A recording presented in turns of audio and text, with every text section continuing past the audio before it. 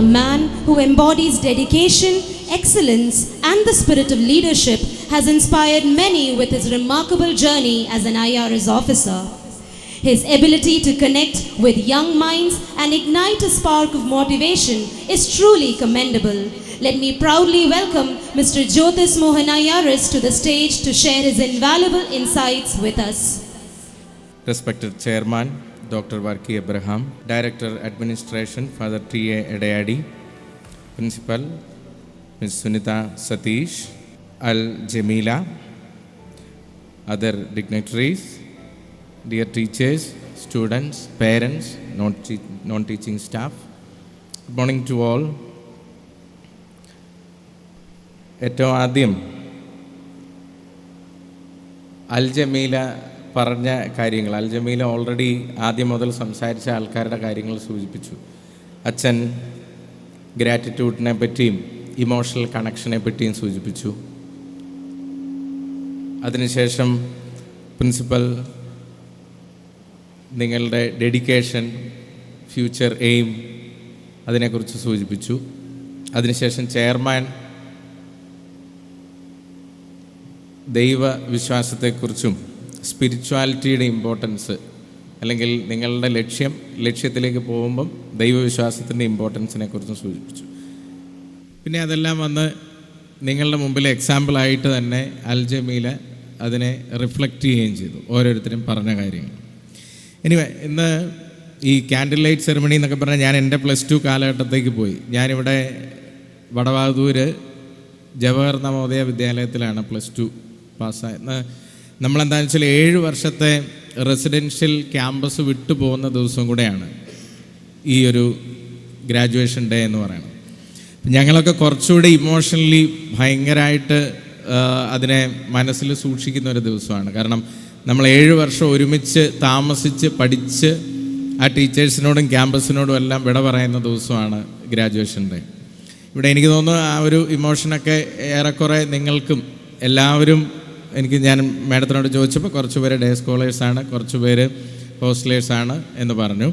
പക്ഷെ എന്നാലും എനിക്കറിയാം, എനിക്ക് തോന്നുന്നു സെയിം ഇമോഷനൊക്കെ ആയിരിക്കും. ഇപ്പോൾ നിങ്ങളൊക്കെ എന്താണ് 20K കിഡ്സും നമ്മളൊക്കെ 90s കിഡ്സുമാണ്. പേരൻസ് 80 വസന്തം, അങ്ങനെയാണല്ലോ പൊതുവെ ഇപ്പോൾ ക്ലാസിഫൈ ചെയ്തിരിക്കുന്നത്. അപ്പം 80, 70 ഒക്കെ ഉണ്ടാവും. കുറച്ച് കഴിയുമ്പോൾ നമ്മളും വസന്തമാവും, നിങ്ങൾ പിന്നെ 20K കിഡ്സ്, പിന്നെ അടുത്ത K വരും. അപ്പോൾ ഇതെല്ലാം മാറിക്കൊണ്ടിരിക്കും, ഇമോഷനൊക്കെ മാറും. എനിക്കൊന്ന് ഞാൻ എൻ്റെ സംസാര ശൈലി കുറച്ച് ആ രീതിയിൽ, അപ്പോൾ നിങ്ങൾ മസിൽ വിട്ടിരിക്കുക. ഏതായാലും ഞാൻ 2 മണിക്കൂർ 2.5 മണിക്കൂർ സഞ്ചരിച്ച് വന്നുകൊണ്ട് അല്പം സംസാരിച്ച് പോകാമെന്നും കരുതി. അപ്പം ജമീലെ ഇവിടെ തന്നെ പഠിച്ച ഒരു കുട്ടി UPSC ക്ലിയർ ചെയ്ത് നിങ്ങളുടെ മുമ്പിലെത്തി. അപ്പോൾ അത് തന്നെ നിങ്ങൾക്കൊരു സ്പെഷ്യലാണ്. സാധാരണ നമ്മൾ കൂട്ടുകാർ തമാശയ്ക്ക് സ്പെഷ്യലിനെയൊക്കെ അൽ എന്ന് ചേർത്ത് പറയും. അൽ ജമീലയ്ക്ക് ഓൾറെഡി തന്നെ അൽ ഉണ്ട്. അപ്പോൾ അതുകൊണ്ട് പ്രത്യേകിച്ച് അൽ ഞാൻ എന്ന് പറഞ്ഞ മാതിരി ജമീലയെക്കുറിച്ച് പ്രത്യേകിച്ച് അത് പറയേണ്ട കാര്യമില്ല. ഇപ്പം എന്താണെങ്കിലും ഗ്രാജുവേഷനിൽ എനിക്കൊന്ന് അച്ഛൻ ഇന്ന് സംസാരിച്ച് തുടങ്ങിയപ്പം ആദ്യം മെൻഷൻ ചെയ്തത് കഴിഞ്ഞ ദിവസത്തെ +1 വിദ്യാർത്ഥിയുടെ കാര്യമാണ് സൂചിപ്പിച്ചത്. എനിക്കത് അതൊക്കെ ഒരു ഓഡ് ഇവൻസാണ്. അതിനെയൊന്നും നമ്മൾ ജനറലൈസ് ചെയ്യേണ്ട കാര്യമില്ല. പക്ഷേ അതിൽ നിന്ന് എനിക്കൊന്ന് പേരൻസും കുറച്ച് കൺസേൺഡ് ആയിരിക്കും. ഇപ്പം പറഞ്ഞ് എല്ലാവരും അയ്യോ പുതിയ ജനറേഷൻ അങ്ങനെയാണ് അല്ലെങ്കിൽ ഇങ്ങനെയാണെന്നൊക്കെ പറഞ്ഞാലും ഒരുപാട് പോസിറ്റീവ്സും പുതിയ ജനറേഷനുണ്ട്. കാരണം വെച്ചാൽ ഇപ്പം എന്താണെന്ന് വെച്ചാൽ ഓരോ ദിവസവും മാറിക്കൊണ്ടിരിക്കുകയാണ്. AI ഒക്കെ വന്നിട്ട് നമ്മൾ ChatGPT കണ്ടിട്ട് മാസങ്ങൾക്കുള്ളിൽ ഇപ്പോൾ DeepSeek വന്നു. ഇപ്പോൾ ഇന്ന് തന്നെ ഇന്ത്യ അതിനെ കഴിഞ്ഞും വലിയ ഒരു പ്രോജക്റ്റ് 10 month ടൈമിൽ കംപ്ലീറ്റ് ചെയ്യാൻ വേണ്ടിയിട്ട് പ്ലാൻ ചെയ്യുകയാണ്. സോ നമ്മളുടെ ട്രാൻസ്ഫോർമേഷൻ വളരെ ഫാസ്റ്റായിട്ടാണ് പോയിക്കൊണ്ടിരിക്കുന്നത്. അപ്പം അതുകൊണ്ട് ഈ നേരത്തെ ഞാൻ തമാശയ്ക്ക് സൂചിപ്പിച്ചെങ്കിലും ജനറേഷൻ എന്നൊക്കെ പറയണത് ഓരോ ഇതിലും മാറ്റം വന്നുകൊണ്ടിരിക്കുന്നു, അല്ലെങ്കിൽ നമ്മൾ ഉപയോഗിക്കുന്ന ടെക്നോളജിയോ അല്ലെങ്കിൽ ഇത്. പക്ഷേ എന്താണെങ്കിലും ഏത് മാറ്റം നമ്മളിൽ സംഭവിച്ചാലും ഈ കഴിഞ്ഞ ആൾക്കാരൊക്കെ പറഞ്ഞു പോയ ചില കാര്യങ്ങൾ, ഈ പറഞ്ഞ ഇമോഷണൽ കണക്ഷൻ അല്ലെ സിമ്പതി, എമ്പതി, ഗ്രാറ്റിറ്റ്യൂഡ്, ഈ പറയുന്ന സാധനങ്ങൾക്കൊന്നും കാര്യമായിട്ടുള്ള വലിയ വ്യത്യാസങ്ങളൊന്നുമില്ല. ഇപ്പോൾ ഇവിടെ പഠിച്ച ഒരു കുട്ടി തന്നെ നിങ്ങളുടെ മുമ്പിൽ വന്ന് ഈ സ്കൂൾ എങ്ങനെയൊക്കെ ആ കുട്ടിയുടെ ക്യാരക്ടർ ഡെവലപ്മെൻറ്റിൽ, വ്യക്തിത്വ വികസനത്തിൽ ഇൻഫ്ലുവൻസ് ചെയ്തിട്ടുണ്ട് എന്ന് പറയും. ഇപ്പം നിങ്ങളിവിടെ ഇരിക്കുന്ന എല്ലാ ആൾക്കാരും, ഇപ്പോൾ ഗ്രാജുവേറ്റ് ചെയ്യാൻ പോകുന്ന എല്ലാ ആൾക്കാരും നിങ്ങൾ ആദ്യം വന്ന് എന്ത് കേട്ടിട്ടുണ്ടാവും? സാധാരണ സ്ഥിരം ക്ലീഷേ സാധനമാണ്. നിങ്ങൾ വന്ന ഒരു 2 മാസം കഴിയുമ്പോൾ നിങ്ങളുടെ ടീച്ചേഴ്സ് വന്നിട്ട് പറയും, എന്ത് പറയും? ഇത്രയും തല്ലിപ്പൊളി ഒരു ബാച്ചിനെ കണ്ടിട്ടില്ല, കഴിഞ്ഞ ബാച്ചൊക്കെ എന്തായിരുന്നു ഈ സാധനം നിങ്ങൾ കേട്ടിട്ടുണ്ടാവും. പക്ഷേ ഇന്ന് ടീച്ചർ വായിച്ചു, ഓരോ ക്ലാസ് ടീച്ചറും നിങ്ങളെക്കുറിച്ച് എഴുതിയ കമൻസ് ടീച്ചർ ഇവിടെ വായിച്ചിരുന്നു. ഇത് ഒരു ക്ലീഷേ സാധനമാണ്. ഇത് ഇപ്പം നിങ്ങൾ പോകാറാകുമ്പോഴത്തേക്ക് നിങ്ങളെക്കുറിച്ച് a bunch of enthusiastic, bunch of powerful, energetic എന്നൊക്കെ പറയും. അടുത്ത ബാച്ചും വരുമ്പോൾ, ഇപ്പോൾ അടുത്ത ബാച്ച് വരാൻ പോകുന്ന ആൾക്കാർ ഇവിടെ ചിലപ്പോൾ ഇരിക്കുന്നുണ്ടാവും. നിങ്ങളും ഈ സാധനം കേൾക്കും, എന്ത് തല്ലിപ്പൊളി ബാച്ചാണ്, പഴയ ആൾക്കാരെ കാണണമായിരുന്നു, അവർ സുമന്മാരും സുന്ദരിമാരുമായിരുന്നു. ഇത് അടുത്ത വർഷം തുടരും. ഇതൊക്കെ ടീച്ചേഴ്സിൻ്റെ ഒരു സ്ട്രാറ്റജിയാണ്. കാരണം ടീച്ചേഴ്സിനെ സംബന്ധിച്ചിടത്തോളം, പക്ഷേ ഞാൻ എപ്പോഴും ആലോചിക്കാറുണ്ട് കേട്ടോ, ഏറ്റവും ബ്ലെസ്ഡ് ആയിട്ടുള്ള ഒരു പ്രൊഫഷണൽ ഗ്രൂപ്പാണ് ടീച്ചേഴ്സ് എന്ന് പറയുന്നത്. ഒരു പ്രൊഫഷൻ അതിനെ വിളിക്കാൻ പറ്റില്ല. ശരിക്കും ഞാനൊക്കെ എൻ്റെ ലൈഫിൽ മിസ് ചെയ്യുന്ന ഒന്നാണ്. ഞാനിപ്പം ഇൻകം ടാക്സിലൊക്കെയാണ് ഇരിക്കുന്നതെങ്കിലും ഞാനൊരു പക്ഷേ സ്കൂളുകളിലൊക്കെ വിളിക്കുമ്പോഴും താല്പര്യത്തോടുകൂടി വരുന്നതിൻ്റെ ഒരു കാര്യം, ഞാൻ ഏറ്റവും കൂടുതൽ റെസ്പെക്റ്റ് ചെയ്യുന്ന, ആഗ്രഹിക്കുന്ന ഒന്നാണ് ടീച്ചിങ്. കാരണം ജീവിതത്തിൽ ഇത്രയും, ഒരുപക്ഷെ ടീച്ചേഴ്സിനൊന്നും ഒരിക്കലും പ്രായമാവില്ല, ശ്രദ്ധിച്ചിട്ടുണ്ടോ? അത് മെയിനായിട്ട് എന്താ വെച്ചാൽ ഈ ഓരോ ബാച്ചും കഴിഞ്ഞു പോകുമ്പോൾ പുതിയ പുതിയ കുട്ടികളെന്ന് വെച്ചാൽ അവരുടെ ഇടപഴകൽ കൂടുതൽ കുട്ടികളുമായിട്ടാണ്. അതാണ് പ്രധാനമായിട്ടത് വരുന്നതിൻ്റെ കാര്യം. ഇനി ആ ഒരു ക്യാരക്ടർ ട്രാൻസ്ഫോർമേഷൻ്റെ കാര്യമൊക്കെ സൂചിപ്പിച്ചെന്നുള്ളതേ ഉള്ളൂ. ജമീലെ അത് നിങ്ങളോട് സൂചിപ്പിക്കുകയും ചെയ്തു. പക്ഷേ ഈ എക്കണോമിക്സിൻ്റെ കാര്യം പറയുമ്പം എനിക്ക് പേഴ്സണലി പെട്ടെന്ന് എക്കണോമിക്സ് എന്ന് പറയുന്നത്, ഇവിടെ കൊമേഴ്സ് ബാച്ച് ഉണ്ടല്ലോ അല്ലേ, ഒരു കൊമേഴ്സ് ബാച്ച്, ഒരു ഹ്യൂമാനിറ്റീസ് ബാച്ചും ഉണ്ടെന്ന് പറഞ്ഞു. I am a proud commerce student. ഇവിടെ സയൻസുകാരാണ് കൂടുതലെന്ന് അറിയാം, പക്ഷേ ഞങ്ങൾ കൊമേഴ്സുകാരെന്ന് പറഞ്ഞു കഴിഞ്ഞാൽ പുലി പോലെയാണ്, ഒന്നേ പെറുള്ളൂ, പക്ഷെ പെറുന്നത് പുലിയായിരിക്കും. അതാണ് ഞങ്ങൾ കൊമേഴ്സുകാരെ സംബന്ധിച്ചിടത്തോളം. അപ്പം ഇത് പറയാൻ കാര്യം, പല സ്ഥലത്ത് സയൻസ് കൊമേഴ്സ് ഡിബേറ്റ് വരാറുണ്ട്. എന്തിന് കൊമേഴ്സ്, എന്തിന് ഹ്യൂമാനിറ്റീസ്? സയൻസാണ് ഡെവലപ്മെൻറ്റ്. ഇപ്പം ഞാൻ നേരത്തെ AI കുറിച്ചും ഇതിനെക്കുറിച്ചും ഒക്കെ പറഞ്ഞു. പക്ഷേ ഇന്നലെ വരെയുള്ള സയൻസ് അല്ല, ഇന്നത്തെ ഹിസ്റ്ററിയാണ്, അത് മനസ്സിലാക്കുക. പിന്നെ മാത്രമല്ല, ഇന്ന് ഇൻകം ടാക്സിലൊക്കെ ഇരിക്കുന്നതെന്ന് പറയുന്നത്, നിങ്ങൾ ഡോക്ടറായിട്ട് വന്നാലും എഞ്ചിനീയറായിട്ട് വന്നാലും ലാസ്റ്റ് വർക്കി സാറിൻ്റെ ഉൾപ്പെടെ കണക്ക് ഞങ്ങൾ നോക്കും. അപ്പോൾ അത് ഞങ്ങൾ ചാർട്ടേഡ് അക്കൗണ്ടൻസും ഞങ്ങൾ കൊമേഴ്സുകാരെ സംബന്ധിച്ചിടത്തോളം ഞങ്ങളുടെ ഒരു പ്രൗഡ് ഇതാണ്. എന്ന് വെച്ചുകൊണ്ടൊരു കാര്യം, അനസ്തേഷ്യ കിട്ടി ടേബിളിൽ കിടക്കുമ്പം സംഗതി തുറന്നു കഴിയുമ്പോൾ ഇവരുടെ കയ്യിലാണ്. അതുകൊണ്ട് അധികം അഹങ്കരിക്കാൻ പാടില്ല. അതുകൊണ്ട് നമ്മളൊരു സമവായത്തിൽ അങ്ങോട്ടും ഇങ്ങോട്ടും അങ്ങ് ഒരു ഒത്തുതീർപ്പിൽ പോകുന്നതായിരിക്കും നല്ലത്.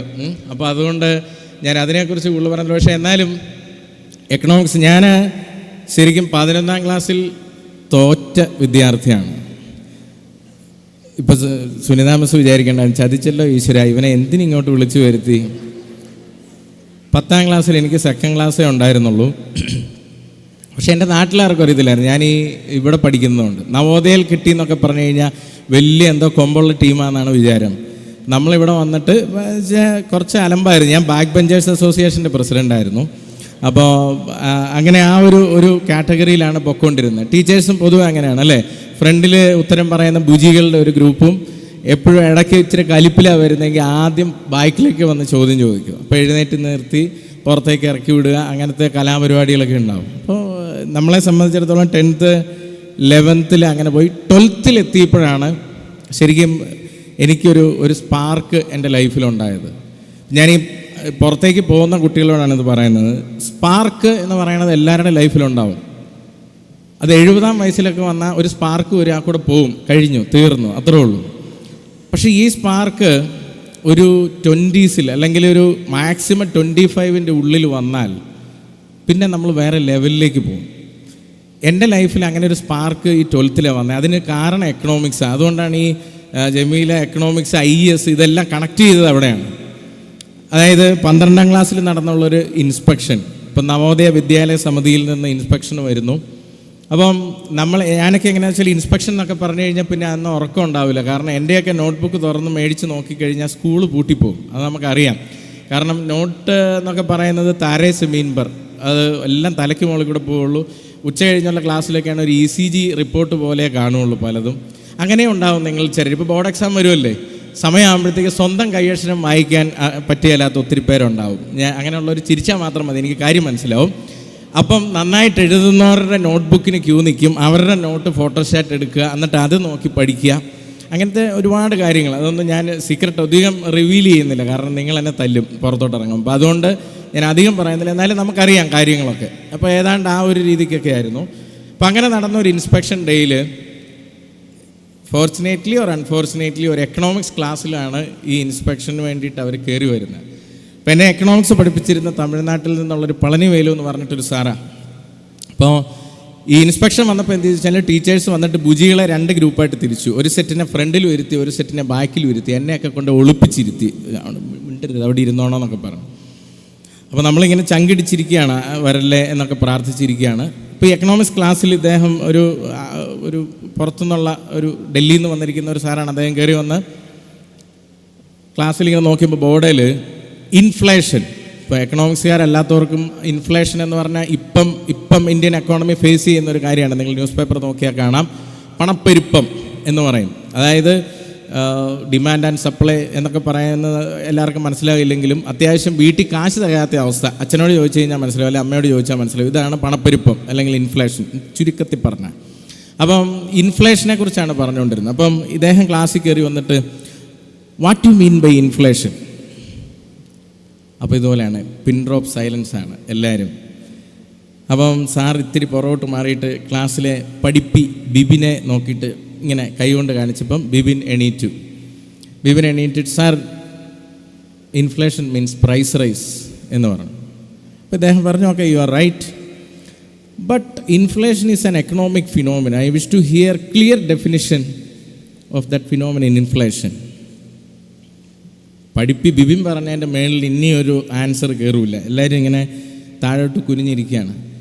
അപ്പോൾ ഞാൻ കോട്ടയം പൂഞ്ഞാറ് ഭാഗത്തു നിന്ന്, ഞങ്ങൾ പൂഞ്ഞാറുകാർക്ക് തൊലിക്കെട്ടി ഇത്തിരി കൂടും. അപ്പോൾ കാര്യം എന്നാന്ന് പേരൻസിന് മനസ്സിലാവും, പിള്ളേർക്ക് അത്ര മനസ്സിലായില്ലെങ്കിലും ഞാൻ കൂടുതൽ വിശദീകരിക്കുന്നില്ല. അപ്പം നമ്മൾ ഈ ഒരു കാര്യം ഉള്ളതുകൊണ്ട് എൻ്റെ മനസ്സിൽ ഈ സംഗതി എൻ്റെ ഫ്ലാഷ് ബാക്ക് കൊണ്ട് ഞാൻ പറയാം. ഞാൻ ചാടി എണീറ്റതും പെട്ടെന്ന് പളനിവേൽ സാർ നെഞ്ചത്തോട്ട് കൈ വെച്ചിട്ട് എന്തോ നെഞ്ചുവേദന വന്ന മാതിരി, എന്നിട്ട് എന്നോട് പുറകോട്ട് ഇരിയിടാന്നൊക്കെ കാണിച്ചു തുടങ്ങി ഇദ്ദേഹത്തിൻ്റെ പുറകിൽ നിന്നിട്ട്. കാരണം നമ്മളെങ്ങനെയാണെന്ന് വെച്ചാൽ അന്നൊക്കെ എന്തെങ്കിലും വളിപ്പ് പറയാൻ വേണ്ടിയിട്ടായിരിക്കും എണീക്കുന്നത്, സാറിന് അറിയാം. അപ്പോൾ ഇവൻ എന്തെങ്കിലും വിളിച്ച് പറയുമല്ലോ എന്ന് പഠിച്ചിട്ടാണ് സാറിങ്ങനെ. അപ്പോൾ അന്നത്തെ +1 +2 കാലഘട്ടത്തൊക്കെ എങ്ങനെയാണെന്ന് ചോദിച്ചു കഴിഞ്ഞാൽ പുറയിലിരുന്ന് ഇങ്ങനെ വളിപ്പൊക്കെ പറയുക, പെൺപിള്ളേർ ചിരിക്കുന്നുണ്ടോ നോക്കുക, അവർ ചിരിക്കുന്നുണ്ടെങ്കിൽ ഒരു സന്തോഷം. അപ്പോൾ അങ്ങനെയൊക്കെയാണ് അത്. ആ പ്രായത്തിൽ അങ്ങനെ ഇല്ലെങ്കിൽ പേരൻസ് ദയവായി ഡോക്ടറെ കാണിക്കണം പിള്ളേരെ, കാരണം ആ പ്രായത്തിൽ അങ്ങനെയൊക്കെ വേണം. ഇല്ലെങ്കിൽ അത് 70-ാം വയസ്സിൽ വന്നാൽ പ്രശ്നമാണ്. അങ്ങനെയും ഉണ്ട് ചിലർ. അപ്പോൾ അത് ഈ ഒരു സംഗതി എണീറ്റ് നിന്ന് ഉടനെ സാറ് വിചാരിച്ചു ഇവൻ എന്തോ വൃത്തിയോട് പറയാൻ പോവാണ്, അവിടെ തമാശാക്കാൻ പോവാണെന്ന് വിചാരിച്ചു. പക്ഷെ ഞാൻ പറഞ്ഞു, sir inflation means continuous price rise in a market. Price is decide by the inversely proportional forces of demand and supply. In 90s, Indian economy faced inflation and RBI hiked means CRR, SLR എന്നൊക്കെ പറഞ്ഞിട്ട് അതിൻ്റെ ഡെഫിനിഷനും അതിൻ്റെ കുറേ സാധനം എല്ലാം കൂടെ അങ്ങോട്ട് അലക്കി. ഇത് ജമീലയ്ക്ക് മനസ്സിലായി കാണും എന്താ CRR, എന്താ SLR എന്നൊക്കെ. ഞാനത് മീൻസ് കൊമേഴ്സുകാർക്ക് കുറച്ച് പിടിയിട്ട് കാണും. അപ്പോൾ ഞാനിത് പറഞ്ഞു തീർത്തു. പുള്ളി പറഞ്ഞു എക്സലൻ്റ് ആൻസർ, വെരി ഗുഡ് എന്നൊക്കെ പറഞ്ഞിട്ട് പളനിവേൽ സാറിനെ തട്ടി പുള്ളി ഇൻസ്പെക്ഷൻ കഴിച്ചു പോയി. അപ്പോൾ പളനിവേൽ സാറ് കുറച്ച് നേരം ഇങ്ങനെ മിണ്ടാതെ നിന്നിട്ട് എൻ്റെ അടുത്ത് വന്നിട്ട് എന്നെ എളീപ്പിച്ച് നിർത്തിയിട്ട് എല്ലാവരോടുമായിട്ട്, കണ്ടോടാ ഏത് ദരിദ്രവാസിക്ക് നന്നാവാമെന്ന് മനസ്സിലായില്ലേ, എൻ്റെ ഒരു സമയത്ത് അവനെ ഉണ്ടായുള്ളൂ. അപ്പോൾ എന്നെ ക്ലാസ്സിൽ ഭയങ്കരമായിട്ട് അങ്ങ് പുഴ്ത്തി. കുറേ വർഷങ്ങൾക്ക് ശേഷമാണ് ഒരു അധ്യാപകൻ്റെ വായിൽ നിന്ന് 2 നല്ല വാക്ക് നമ്മളെക്കുറിച്ച് കേൾക്കുന്നത്. അപ്പം അന്നൊക്കെ എങ്ങനെയാണെന്ന് വെച്ചാൽ പേരൻസ് ഡേ എന്നൊക്കെ പറഞ്ഞ് മാസത്തിലാകെ 2 മണിക്കൂറേ നമ്മളെ പേരൻസുമായിട്ട് സംവദിക്കാൻ അനുവദിക്കുള്ളൂ. പോകെ അത് നന്നായി എന്ന് എനിക്കും തോന്നി തുടങ്ങി, കാരണം അതിൽ കൂടുതൽ സംബന്ധിച്ച പ്രശ്നമായ ഞാൻ. അപ്പം എല്ലാ പ്രാവശ്യവും എൻ്റെയൊക്കെ മാർക്കും ഇതുമൊക്കെ മോശമായതുകൊണ്ട് പേരൻസിന് വളരെ ബുദ്ധിമുട്ടായിരുന്നു. പക്ഷെ അന്ന് പളനി സാർ ഇങ്ങനെ നമ്മളെക്കുറിച്ച് 2 നല്ല വാക്ക് പറഞ്ഞത് അപ്രീസിയേഷൻ. അത് ഇടയ്ക്ക് വെച്ച് ഈ പറഞ്ഞു പോയ ആൾക്കാരൊക്കെ പറഞ്ഞൊരു കാര്യമാണ് ആ ഒരു അപ്രീസിയേഷൻ. സത്യം പറഞ്ഞു കഴിഞ്ഞാൽ ആ അപ്രീസിയേഷനും ആ ക്ലാസ്സിലെ ആ ഇൻസിഡൻറ്റുമാണ് ശരിക്കും എൻ്റെ ലൈഫിലെ സ്പാർക്ക്. സാറിങ്ങനെ പറഞ്ഞു. പിന്നെ എന്താണെന്ന് വെച്ചാൽ എക്കണോമിക്സ് പഠിച്ചിട്ടേ ക്ലാസ് വരുള്ളൂ. പുള്ളി നോക്കി പഠിപ്പിക്കുന്ന ഗൈഡ് ഏതാണെന്ന് നോക്കിയിട്ട് അത് ഞാൻ പുറത്തുനിന്ന് കാശ് കൊടുത്ത് വാങ്ങിച്ച് പുള്ളി നാളെ പഠിപ്പിക്കാൻ പോകുന്ന ടോപ്പിക്ക് ഞാൻ രാത്രി ഇരുന്ന് പഠിച്ച് ക്ലാസ്സിൽ വന്നിട്ട് പുള്ളി ഇവിടെ ചോദ്യം പറയുമ്പോൾ ഞാൻ അവിടെ ഉത്തരം പറയും. വന്ന് പുള്ളിക്ക് എന്നെ കൊണ്ട് ശല്യമായി തുടങ്ങി ക്ലാസ്സിൽ. എന്നാലും ക്ലാസ്സിൽ ഇങ്ങനെ ആളാവാൻ അല്ലെങ്കിൽ അപ്രീസിയേഷൻ കിട്ടിയ ഇത് ഞാൻ പച്ചക്കങ്ങ് പറയുന്നതെന്നുള്ളതുള്ളൂ. ഹ്യൂമൻ ബേസിക് ടെൻഡൻസിയാണ് അപ്രീസിയേഷൻ കിട്ടിത്തുടങ്ങിയാൽ, ഒരിക്കൽ നമുക്കൊന്ന് കിട്ടിയാൽ, അതായത് നിങ്ങൾ മാരുതി ഓൾട്ടോ കാറിൽ പോയിട്ട് പിന്നെ ചെയർമാൻ്റെ വെൽഫെയർ കാറെ ഒരു പ്രാവശ്യം കയറിയാൽ പിന്നെ ഓൾട്ടോ കാറെ കയറാൻ നമ്മളെ കൊണ്ട് പറ്റില്ല. ഇത് ഹ്യൂമൻ ടെൻഡൻസിയാണ്. ഇതെല്ലാം ഞാൻ നിങ്ങൾ പുറത്തേക്ക് പോകുന്നവരോടാണ് പറയുന്നത്. അപ്പം മൈൻഡിൽ എപ്പോഴും അപ്രീസിയേഷൻ എന്ന് വെച്ചുകൊണ്ട് അപ്രീസിയേഷൻ കിട്ടാൻ വേണ്ടിയിട്ട് മാത്രം ആറാട്ടെണ്ണനെ പോലെ നടക്കണമെന്നല്ല ഞാൻ പറഞ്ഞത്. അപ്പം ഈ അപ്രീസിയേഷൻ എന്ന് പറയുന്നത് അതിൻ്റേതായ ഒരു മാന്യതയ്ക്ക് അവനവൻ ചെയ്യാനുള്ളത് ചെയ്യുക, അപ്രീസിയേഷൻ വിൽ ഫോളോ. അതിന് വേണ്ടിയിട്ട് നമ്മൾ സിൻസിയറായിട്ട് കമ്മിറ്റഡ് ആയിട്ട് പ്രവർത്തിക്കുക, അപ്രീസിയേഷൻ. പക്ഷേ അപ്രീസിയേഷൻ എന്ന് പറയുന്ന സാധനം ഒരു ഹൈ ആണ്. അതാണ് ഒരുപക്ഷെ അക്കാഡമിക് ബ്രില്യൻസ് അല്ലെ നിങ്ങൾക്ക് തരുന്ന പല അപ്രീസിയേഷൻ ഇന്നും ഇവിടെ ഉണ്ടാവുമെന്ന് ഞാൻ വിചാരിക്കുന്നു. അല്ലെങ്കിൽ നിങ്ങളുടെ ആനുവൽ ഡേക്കൊക്കെ നിങ്ങൾക്ക് ഇവിടെ തരുന്ന മെമൻറ്റോ എന്താണെങ്കിൽ that is the real appreciation. നിങ്ങൾ ഇനി മുതൽ മുമ്പോട്ട് പോകുമ്പോൾ ഞാൻ നേരത്തെ പറഞ്ഞ സ്പാർക്ക് കിട്ടിക്കഴിഞ്ഞാൽ പിന്നെ കിട്ടേണ്ട ഒരു സാധനം ആ അപ്രീസിയേഷൻ്റെ അല്ലെങ്കിൽ ഒരു മോട്ടിവേറ്റഡ് ഒരു ഹൈ ആണ്. ഇത് ഒരു കെമിക്കലിനും തരാൻ കഴിയാത്ത ഹൈ ആണ്. ഞാനിത് പറയാൻ കാര്യം ഒരുപക്ഷെ പേരൻസ് ഏറ്റവും കൂടുതൽ കൺസേൺഡ് ആവുന്നൊരു സാധനം ഒരുപക്ഷെ നെക്സ്റ്റ് ജനറേഷൻ്റെ ഹൈ തേടിയുള്ള പോക്കാണ്. ഈ ഹൈ ഈ സാധനത്തിൽ നമുക്ക് കിട്ടിപ്പോയി കഴിഞ്ഞാൽ പിന്നെ ഒരു ഹൈയും നമ്മളെ വേറെ ഒരു സാധനം അത്രയും അഡ്രിനാലിൻ റഷ് നമുക്ക് തരില്ല. അപ്പം അതുകൊണ്ട് ആ അപ്രീസിയേഷൻ അല്ലെങ്കിൽ നമ്മൾ അത് ബേസിക് നമ്മൾ കൊച്ചായിരിക്കുമ്പോൾ തൊട്ടേ നമ്മുടെ ടെൻഡൻസിയാണ്. നമ്മൾ മിടുക്കിയാണ് എന്ന് പറയുന്ന കേൾക്കാൻ നേരെ ഓപ്പോസിറ്റും ഉണ്ട് കേട്ടോ. ഇപ്പം +2 പ്രായം എന്നൊക്കെ പറഞ്ഞാൽ നിങ്ങളൊക്കെ ഒരു 17-18 ഈ ഒരു സമയത്ത് പേരൻസ് ഫേസ് ചെയ്യുന്ന ഏറ്റവും വലിയ സാധനമായിരിക്കും ഇവരെ ഒരു നൂലുകെട്ടിനോ കല്യാണ ഉറപ്പീരിനോ കല്യാണത്തിനോ വിളിച്ചപ്പോൾ ഇവർ പറയും വേണ്ട ഞങ്ങൾ വരുന്നില്ല എന്ന് പറയും. ഇതിൻ്റെ പ്രധാന കാര്യം എന്താണെന്ന് ചോദിച്ചാൽ അവിടെ ചെല്ലുമ്പോഴത്തേക്കും ഈ പറയുന്ന 70s വസന്തം കാണുമ്പോഴേ ചോദിക്കും 12 അല്ലേ, അപ്പം ബോർഡ് എക്സാം ഇല്ലേ എന്നൊക്കെ ചോദിക്കും. ഈ ചോദിക്കുന്ന അമ്മാവനും അമ്മായി 8ാം ക്ലാസ്സും കുസ്തിയാണെങ്കിൽ അവരങ്ങനെ ചോദിച്ച് അവരങ്ങനെ ശീലമാക്കിയിരിക്കുകയാണ്. ഈ ചോദ്യം ഇത് തുടക്കമാണ് മക്കളെ. ഇനി അങ്ങോട്ട് ചോദ്യത്തോട് ചോദ്യമായിരിക്കും. ഡിഗ്രി, പിന്നെ കല്യാണം, പിന്നെ കൊച്ചായില്, ഇങ്ങനെ ഓരോന്ന് ചോദിച്ചുകൊണ്ടിരിക്കുക. ആ ചോദ്യം മുഴുവൻ കേട്ടവരാണ് ഈ സൈഡിൽ, ഇനി കേൾക്കാൻ പോകുന്നവരാണ് ആ സൈഡിൽ. ഇത് രണ്ടിനെ നടുക്ക് നിൽക്കുന്ന ആളാണ് ഞാൻ. അതുകൊണ്ടാണ് ഞാനിതിങ്ങനെ പറഞ്ഞത്. അപ്പം അതുകൊണ്ട് അതിൽ ഈ ഇറിറ്റേറ്റ് ചെയ്യുന്ന ആൾക്കാരെയും നിങ്ങൾ ഇപ്പം ഇവിടെ പറഞ്ഞവരെല്ലാം മാതാ പിതാ ഗുരു ദൈവം ഇതെല്ലാം പറഞ്ഞു. കാരണം ചെയർമാൻ പ്രത്യേകം പറഞ്ഞു മാതാ പിതാ ഗുരു ദൈവം, ദൈവചിന്ത ആദ്യം വെച്ചോളൂ എന്ന് പറഞ്ഞു. ഇനി ഇത് കഴിഞ്ഞ് ഒന്നുകൂടെ ഉണ്ട് സാറേ, അതാണ് ഈ അമ്മാവന്മാരും അമ്മായിമാരും. പിന്നെ പ്രാർത്ഥിക്കേണ്ട ഇവർക്കാണ്. ഇവർ ഈ ചൊറിയുന്നതുകൊണ്ടാണ് നമ്മൾ 2 സ്റ്റെപ്പ് കൂടുതൽ ചാടുന്നത്. ഈ ഇറിറ്റേറ്റ് ചെയ്യുന്ന ആൾക്കാരെ നിങ്ങൾ ഒഴിവാക്കാൻ ശ്രമിക്കരുത്. നിങ്ങളെ സ്വയം അവിടെ കൊണ്ട് നിർത്തി കൊടുക്കണം.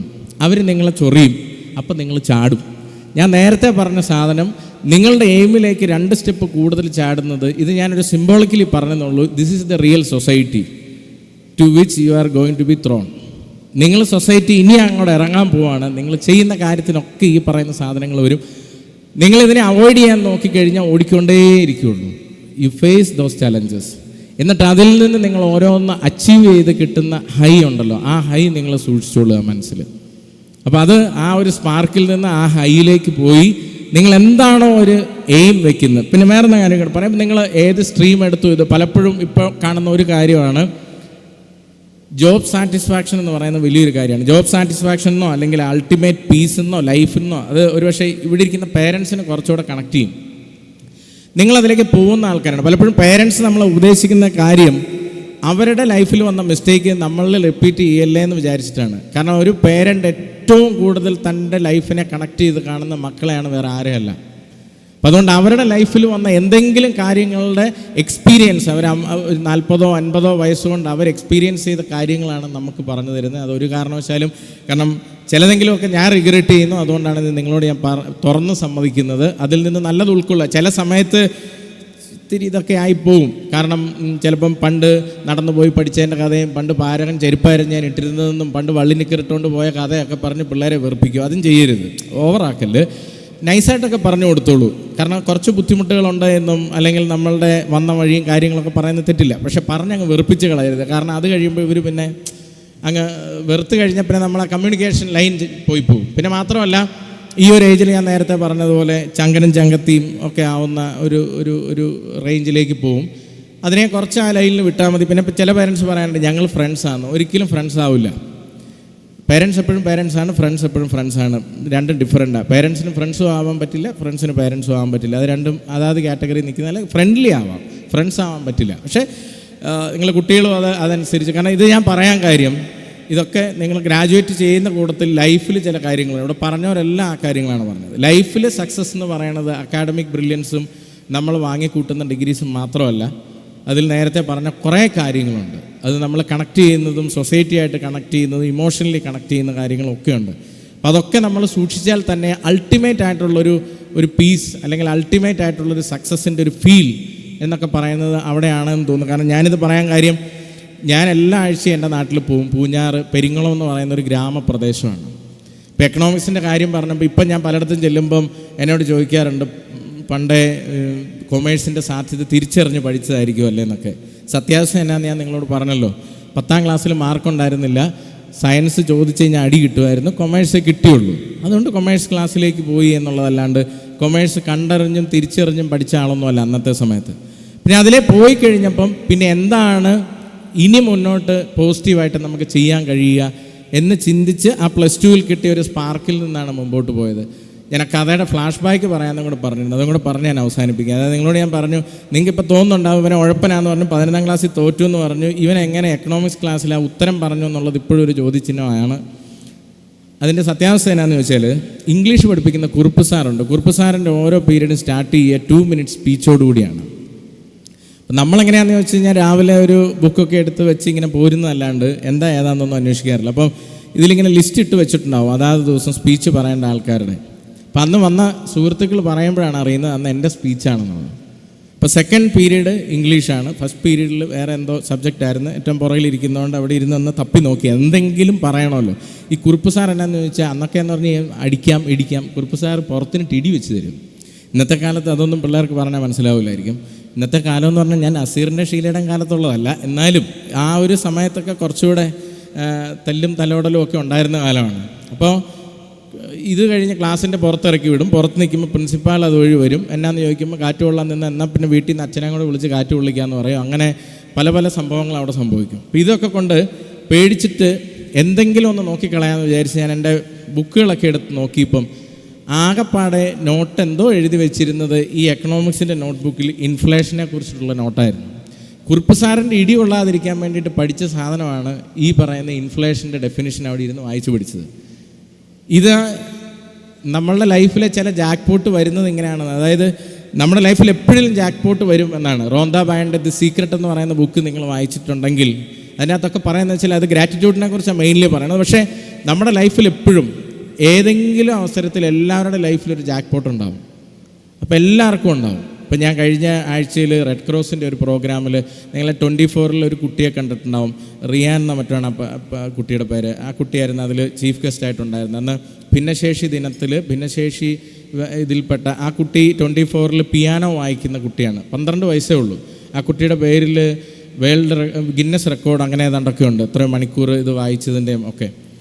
അപ്പം ഞാൻ പറഞ്ഞത് അങ്ങനെ നമുക്ക് പുറമേ ഒരുപാട് കുറവുകളുണ്ടെന്ന് തോന്നുന്നവർക്ക് പോലും ദൈവം എന്തെങ്കിലും വെച്ചിട്ടുണ്ടാവും.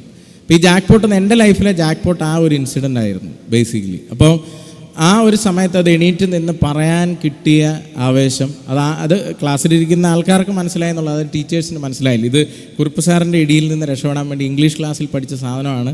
കാരണം കുറുപ്പ് സാറ് സ്പീച്ച് വിളിച്ചപ്പോൾ ഞാൻ പോയി ഇതൊക്കെ പറഞ്ഞു.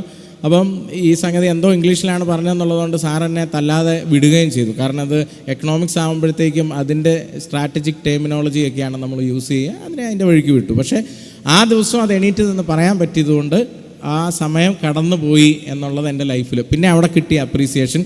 പിന്നെ എന്താ സംഭവിച്ചതെന്ന് വെച്ചാൽ എക്കണോമിക്സ് ക്ലാസ്സിൽ മാത്രം പഠിച്ചിട്ട് വരും. അവിടുന്ന് പിന്നെ അങ്ങോട്ട് മുമ്പോട്ട് കിട്ടിയ അപ്രീസിയേഷൻ ഓട്ടോമാറ്റിക്കായിട്ട് വന്നതാണ്. ക്ലാസ്സിൽ പിന്നെ അടുത്ത യൂണിറ്റ് ടെസ്റ്റിന് എക്കണോമിക്സിൽ നല്ല മാർക്ക് വന്നു. പിന്നെ എന്താ സംഭവിച്ചതെന്ന് ചോദിച്ചാൽ അന്നേ വരെ നമ്മളോട് മിണ്ടുക പോലും ചെയ്യാത്ത ചില പെൺകുട്ടികളൊക്കെ വന്ന് എക്കണോമിക്സിന് സംശയം കൂടെ ചോദിച്ചു. പിന്നെ എന്നെ പിടിച്ചാൽ കിട്ടിയല്ലായിരുന്നു.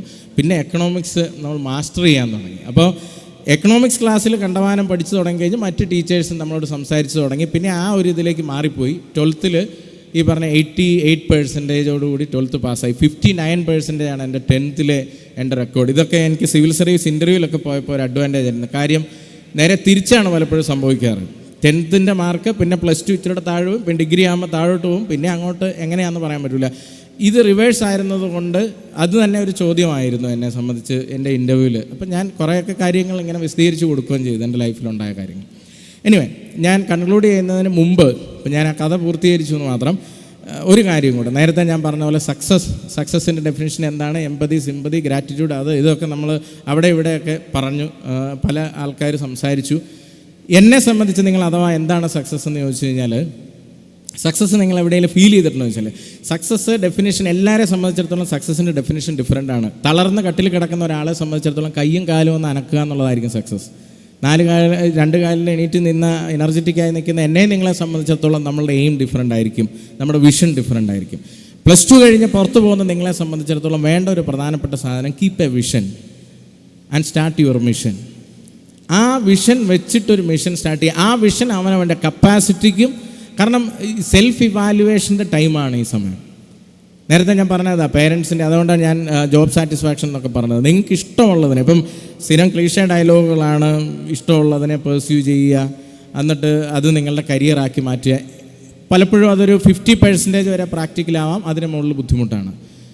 പക്ഷേ ഇതെല്ലാം മനസ്സിൽ വെച്ചുകൊണ്ട് നിങ്ങൾക്ക് ചില ഹോബീസ് പെർസ്യൂ ചെയ്യാം, എല്ലാവരും അങ്ങനെയാണല്ലോ. പക്ഷേ ഇപ്പോൾ ഈ പറയുന്നത് പോലെ വിരാട് കോഹ്ലി കളിക്കുന്നത് പോലെയോ അല്ലെങ്കിൽ സഞ്ജു സാംസൺ കളിക്കുന്നത് പോലെ ക്രിക്കറ്റ് പാഷൻ അത് ഫോളോ ചെയ്ത് അത് പ്രൊഫഷനാക്കി മാറ്റുക എന്നൊക്കെ പറയുന്നത് എല്ലാവരെ സംബന്ധിച്ച് സംഭവിച്ചു കൊള്ളണമെന്നില്ല. പക്ഷേ എങ്കിൽ പോലും നിങ്ങൾക്ക് എന്താണോ മനസ്സിൽ നിങ്ങൾ ആഗ്രഹിക്കുന്നത് അതിനെ നിങ്ങളൊരു വിഷനായിട്ട് നിങ്ങൾ മനസ്സിൽ സൂക്ഷിക്കുക, അതിനെ നിങ്ങൾ ഫോളോ ചെയ്യുക, അതിനനുസരിച്ച്. പക്ഷേ ഞാൻ നേരത്തെ പറഞ്ഞതുപോലെ നേരത്തെ ആ കണക്ഷൻ, സൊസൈറ്റിയായുള്ള കണക്ഷൻ വിടാതിരിക്കുക. ആ കാര്യങ്ങളൊക്കെ നിങ്ങൾ മുന്നോട്ട് പോകുമ്പോൾ പല രീതിയിൽ നിങ്ങളെ സപ്പോർട്ട് ചെയ്യും. ചെറിയ സമയത്തിനുള്ളിൽ എനിക്കത് ഒത്തിരി എക്സ്പ്ലെയിൻ ചെയ്യാൻ പറ്റില്ല. എന്നാലും എന്നോട് അഥവാ സക്സസ്ഫുൾ ആണോ നിങ്ങളുടെ ലൈഫ് എന്ന് ചോദിച്ചാൽ, എൻ്റെ ഫീലിങ്ങിൽ എൻ്റെ സക്സസ് എന്ന് പറയണത്, എൻ്റെ അച്ഛൻ ഒരു ചായക്കട നടത്തുന്ന ആളാണ്. അതാണ് ഞാൻ എക്കണോമിക്സ് പറഞ്ഞത്. അപ്പോൾ എന്നോട് അങ്ങനെ ചോദിച്ചാൽ, ഞാൻ എൻ്റെ അച്ഛനും എൻ്റെ അച്ഛനും ഒക്കെ ചായക്കട നടത്തിയിരുന്ന ആൾക്കാരാണ്. അച്ഛൻ ഇപ്പോഴും ചായക്കട നടത്തുകയാണ്. എൻ്റെ അച്ഛനൊക്കെ എനിക്ക് ജോലി കിട്ടുന്നതിന് മുൻപ് ഈരാറ്റുപേട്ട, പാല ഇതൊക്കെ കവിഞ്ഞൊരു യാത്ര പോലും ആ മനുഷ്യൻ്റെ ജീവിതത്തിൽ സംഭവിച്ചിട്ടില്ല. എനിക്കൊക്കെ ഡ്രസ്സ് വാങ്ങിച്ച്, എനിക്കും എൻ്റെ അനിയത്തിക്കൊക്കെ ഡ്രസ്സ് വാങ്ങിച്ച് വരുമ്പോൾ നല്ലൊരു ഡ്രസ്സിനെ കുറിച്ച് പോലും അച്ഛൻ ചിന്തിച്ചിരുന്നില്ല.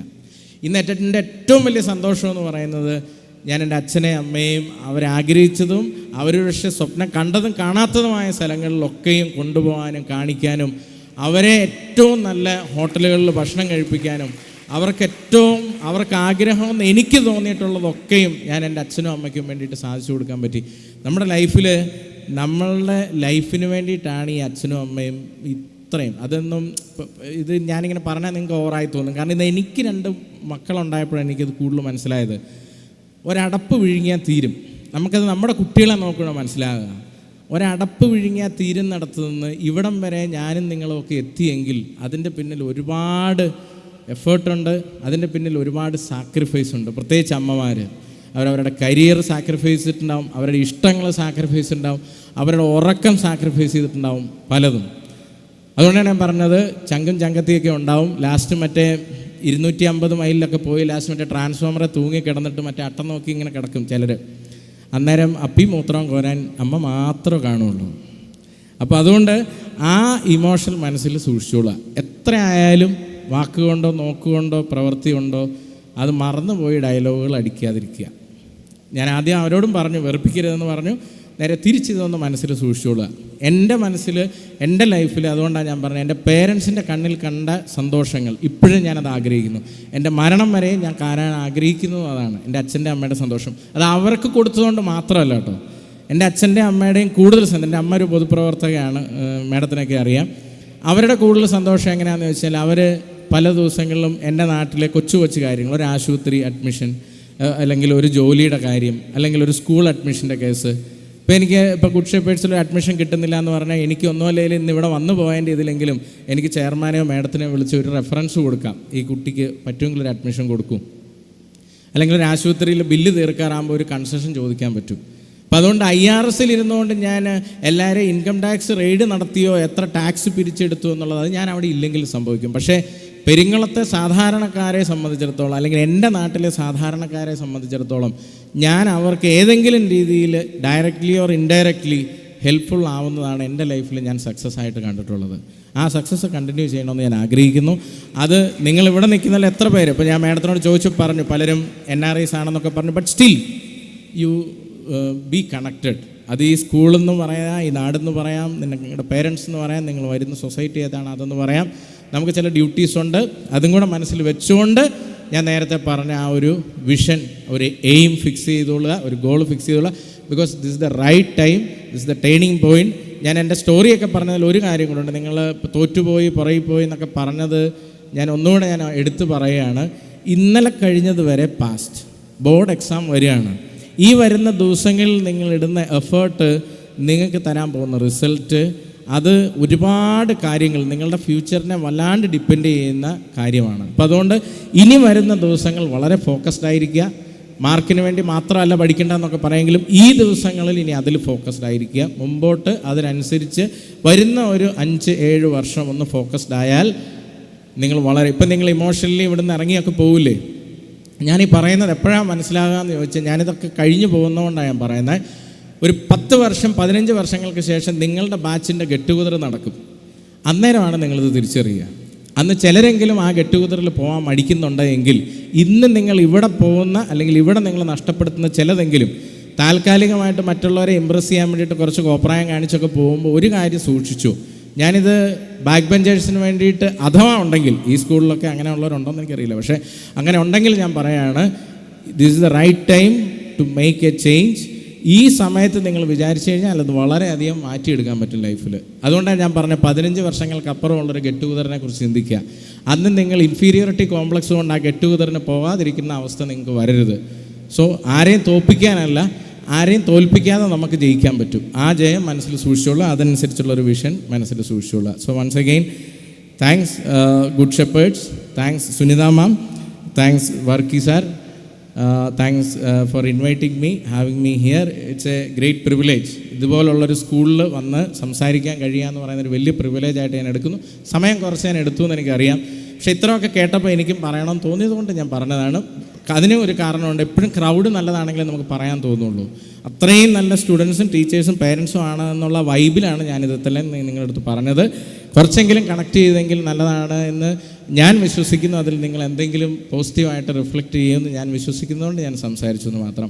സോ ഒരിക്കൽ കൂടി ഞാൻ എന്നെ ഇവിടെ ക്ഷണിച്ച എല്ലാവർക്കും നന്ദി അറിയിച്ചുകൊണ്ട് എല്ലാ ഭാവുകങ്ങളും നിങ്ങൾക്ക് നേർന്നുകൊണ്ട്, നാളെ അൽജമീലിയെ പോലെ ഒരുപാട് പേര്, ഒന്നിലധികം ആൾക്കാർ ഇവിടെ വന്ന് UPSC മാത്രമല്ല വേൾഡിൽ ഏത് തലത്തിൽ, നിങ്ങളെല്ലാം ലോകത്തിൻ്റെ പല ഭാഗത്തേക്ക് പോകാൻ പോകുന്ന ആൾക്കാരാണ്. എവിടെ ചെന്നാലും ഈ സ്ഥാപനത്തെയും ഈ നാടിനെയും അതിൻ്റെ അഭിമാനം ഉയർത്തുന്ന രീതിയിലുള്ള അൽജമീലിയെ പോലുള്ള വ്യക്തിത്വങ്ങളായിട്ട്, അൽജമീലിയെ നിങ്ങൾക്ക് റോൾ മോഡലായി സ്വീകരിക്കാമെന്ന് ചെയർമാൻ ഓൾറെഡി പറഞ്ഞു.